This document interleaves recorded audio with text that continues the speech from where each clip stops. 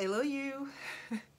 Marina back for another video, and this one as well is going to be a review, and the book I'm reviewing today is The Resurrection of Winnie Mandela by Sisonke Msimang.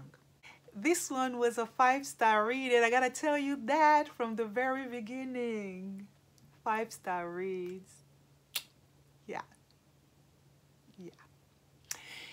This book is the type of books I love. You feel like the title gives it away. We are going to be talking about the life of Mama Winnie Mandela, what she went through, etc., etc. So you're prepared for that. But what you're not prepared for is for her to place Mama Winnie in the middle, but then she sets the background. Like she brings you history with a capital H first, prior to telling you, okay, now this woman was born there.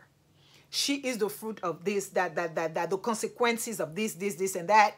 This is what occurred in our country prior to her birth. This is what was happening while she was growing up. This is what she went through to become the woman that you think you know, but you actually don't really know. Because to know and understand Mama Winnie Mandela is also to learn and to know about South Africa's history, okay? You cannot judge somebody when you are unable to judge their oppressor. When you cannot face the history that was the reason why they became who they became. And in almost everything you read about Mama Winnie, they're always talking about the last few years of a fight prior to Nelson Mandela being freed from prison. They don't talk about the years she spent in and out of jail, all the humiliation she went through, all the brutality that she suffered, the isolation that they wanted, how they feared her so much that they took her out of Soweto and they didn't want her to be in contact with our people. They don't tell you all that. And worse than that, they don't tell you how those people in power, those who isolated her, came to be the ruling majority in a country where they were a minority. How decade after decade and during centuries they oppressed people, only to have this puppet show called Truth and Reconciliation, where they want her to apologize because she hadn't lived for a century. Yeah, she died when she was in her she was in 18 or something like that. Those they are comparing a fight against being oppressing the people of South Africa, the native people of South Africa, for centuries. And you would dare tell that person, oh, you just have to recognize that you did wrong and all the other people also did wrong and we are equal and life goes on. She said no. And I didn't expect her to say yes anyways, because either ways, a fight wouldn't have meant anything. Everything she sacrificed her life for wouldn't have meant anything.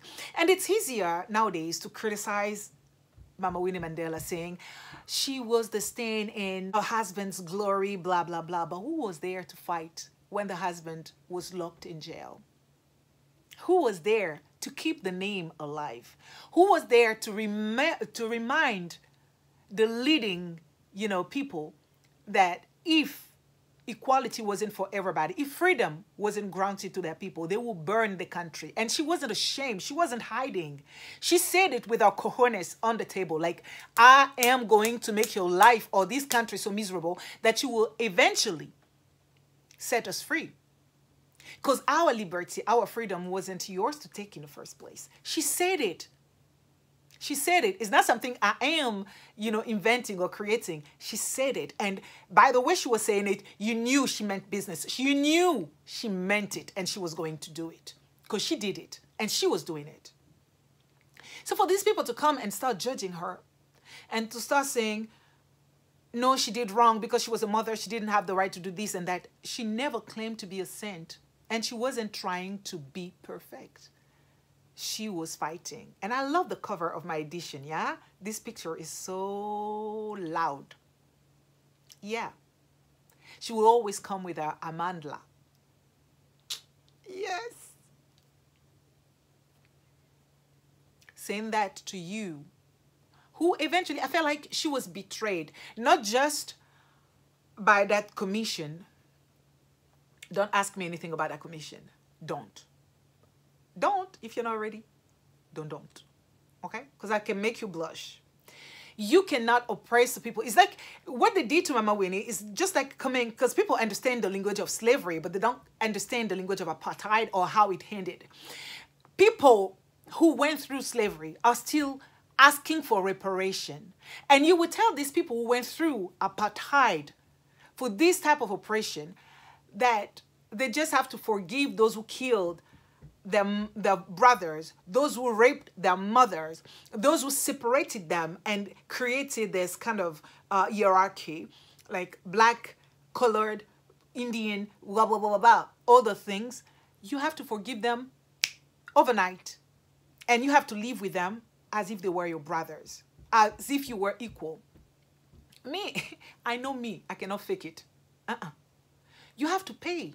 And the best way for you to pay is to give up all the economy that you have constructed or all the gains that you have made on the back of the people you oppressed.